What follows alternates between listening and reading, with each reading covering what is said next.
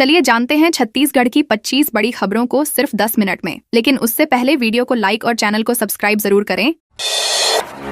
Jail से छूटते ही बदमाशों का रोड शो। बलौदाबाजार जिले में जमानत पर रिहा हुए 9 आरोपियों ने जेल से बाहर आते ही कारों का काफिला निकालकर सड़क पर शक्ति प्रदर्शन किया। आरोपियों ने स्टंटबाजी करते हुए रील बनाई और जमकर हुड़दंग मचाया। कुछ युवक कारों की खिड़कियों से बाहर लटकते नजर आए, जबकि समर्थकों ने माला पहनाकर उनका स्वागत किया और आतिशबाजी भी की। राहगीरों से दुर्व्यवहार की शिकायतें भी सामने आई हैं। वीडियो वायरल होने के बाद पुलिस ने त्वरित कार्रवाई करते हुए सभी आरोपियों को गिरफ्तार कर लिया। पुलिस ने साफ कहा कि जमानत मिलने का मतलब कानून हाथ में लेने की छूट नहीं है।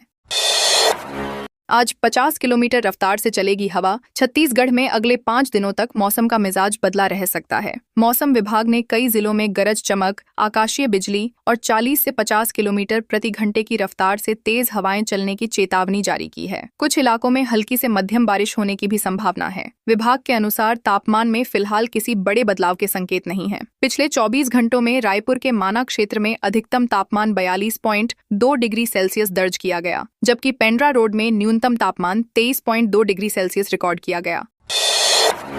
महुआ शराब फैक्ट्री पर पुलिस की कार्रवाई। बिलासपुर जिले के कोटा थाना क्षेत्र में पुलिस ने अवैध महुआ शराब निर्माण के खिलाफ बड़ी कार्रवाई करते हुए एक फैक्ट्री का भंडाफोड़ किया है। ग्राम पोड़ी में अरपा नदी किनारे स्थित ठिकाने पर छापेमारी के दौरान 240 लीटर कच्ची महुआ शराब बनाने की सामग्री और एक मोटरसाइकिल जब्त की गई। हालांकि पुलिस के पहुंचने से पहले आरोपी अंधेरे का फायदा उठाकर फरार हो गए। पुलिस को सूचना मिली थी कि इलाके में बड़े पैमाने पर अवैध शराब बनाई और बेची जा रही है। अब आरोपियों की तलाश तेज कर दी गई है। बिजली ऑपरेटर के घर चंगाई सभा पर बवाल। कोरबा जिले के डूमर कछार गांव में आयोजित चंगाई सभा को लेकर रविवार को विवाद की स्थिति बन गई। हिंदू संगठन के कार्यकर्ता सभा स्थल पर पहुंचे और कार्यक्रम बंद कराने की मांग की। सूचना मिलने पर पुलिस मौके पर पहुंची और हालात को नियंत्रित किया। संगठन के लोगों ने आरोप लगाया कि बिना अनुमति के ग्रामीणों को बुलाकर सभा आयोजित की जा रही थी। घटना के बाद बड़ी संख्या में कार्यकर्ता पाली थाना पहुंचे और लिखित शिकायत दी। पुलिस ने मकान मालिक से पूछताछ शुरू कर मामले की जाँच प्रारंभ कर दी है। युवक पर धारदार हथियार से हमला, आरोपी गिरफ्तार। कोरबा के रामनगर क्षेत्र में पुरानी रंजिश को लेकर एक युवक पर धारदार हथियार से हमला किए जाने का मामला सामने आया है। शिकायत के मुताबिक ईश्वर बंजारे नामक आरोपी ने प्रदीप दास के साथ विवाद के दौरान गाली गलौज करते हुए कट्टरनुमा हथियार से हमला कर दिया। हमले में प्रदीप गंभीर रूप से घायल हो गया। बीच बचाव करने पहुंचे लोगों के साथ भी आरोपी ने मारपीट की। सूचना मिलने पर मानिकपुर पुलिस सहायता केंद्र ने तत्काल कार्रवाई करते हुए आरोपी को गिरफ्तार कर लिया और घटना में इस्तेमाल हथियार भी बरामद कर लिया। धमतरी में क्रूजर गाड़ी बिजली पोल से टकराई। धमतरी जिले के अर्जुनी थाना क्षेत्र में एक क्रूजर वाहन अनियंत्रित होकर बिजली के खंभे से जा टकराया। हादसा मथुरा मोड़ के पास उस समय हुआ जब वाहन नगरी से धमतरी की ओर आ रहा था। टक्कर इतनी तेज थी कि वाहन का अगला हिस्सा बुरी तरह क्षतिग्रस्त हो गया और वह 2 बिजली खंभों के बीच फंस गया। दुर्घटना में चालक घायल हो गया, जिसे उपचार के लिए अस्पताल पहुंचाया गया। हादसे के बाद कुछ समय तक इलाके में अफरा तफरी का माहौल रहा। पुलिस दुर्घटना के कारणों की जांच कर रही है। पीएम मोदी ने छत्तीसगढ़ सिविल सोसाइटी को लिखा पत्र। नरेंद्र मोदी ने छत्तीसगढ़ सिविल सोसाइटी को संबोधित पत्र में 5 राज्यों के विधानसभा चुनावों में एनडीए को मिले समर्थन के लिए जनता का आभार व्यक्त किया है। उन्होंने कहा कि देशवासियों का विश्वास और स्नेह राष्ट्र निर्माण की सबसे बड़ी ताकत है। प्रधानमंत्री ने पत्र में असम में लगातार तीसरी बार मिली जीत, पुडुचेरी में विकास के समर्थन और पश्चिम बंगाल में बढ़ते जनाधार का उल्लेख किया। साथ ही उन्होंने केरल और तमिलनाडु में भी जनहित के मुद्दों को मजबूती से उठाने की प्रतिबद्धता दोहराई। बिलासपुर रेलवे कोचिंग डिपो ने अमृत लिक्विड ट्री किया विकसित। विश्व पर्यावरण दिवस के अवसर पर बिलासपुर रेलवे कोचिंग डिपो ने अमृत लिक्विड ट्री नामक एक अभिनव पर्यावरणीय मॉडल विकसित किया है। यह माइक्रोएल्गी आधारित तकनीक वायु में मौजूद कार्बन डाइऑक्साइड को अवशोषित कर ऑक्सीजन उत्सर्जित करती है। दक्षिण पूर्व मध्य रेलवे के महाप्रबंधक तरुण प्रकाश के समक्ष इस मॉडल का प्रदर्शन किया गया। अधिकारियों के अनुसार यह तकनीक प्रदूषण नियंत्रण और पर्यावरण संरक्षण की दिशा में एक महत्वपूर्ण कदम है और भविष्य में हरित तकनीकों के विकास में उपयोगी साबित हो सकती है।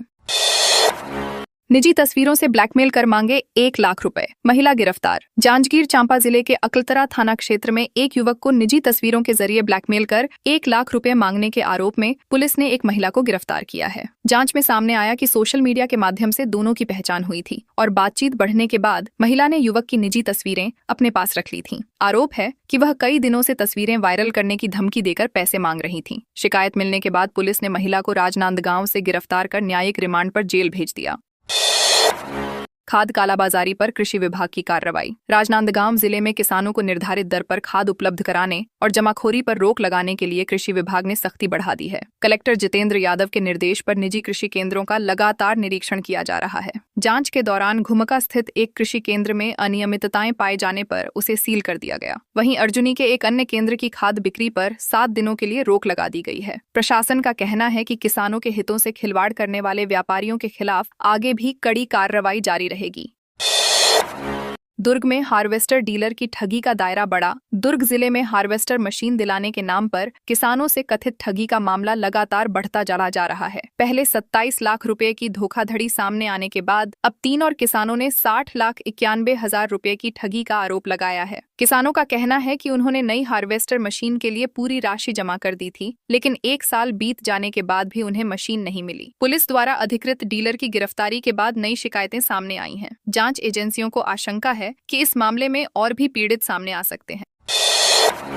धमतरी में 400 किलो से ज्यादा गांजा बरामद। धमतरी जिले में पुलिस ने नशे के कारोबार के खिलाफ बड़ी कार्रवाई करते हुए 400 किलो से अधिक गांजा जब्त किया है। अर्जुनी थाना क्षेत्र के वनोपज नाके पर चेकिंग के दौरान एक पिकअप वाहन और कार की तलाशी ली गई, जिसमें 96 पैकेटों में पैक गांजा बरामद हुआ। कार्रवाई कोतवाली पुलिस, अर्जुनी थाना और विशेष टीम ने संयुक्त रूप से अंजाम दिया। मामले में 4 से अधिक लोगों को हिरासत में लेकर पूछताछ की जा रही है। पुलिस अब इस खेप के स्रोत और तस्करी नेटवर्क की जानकारी जुटाने में लगी हुई है।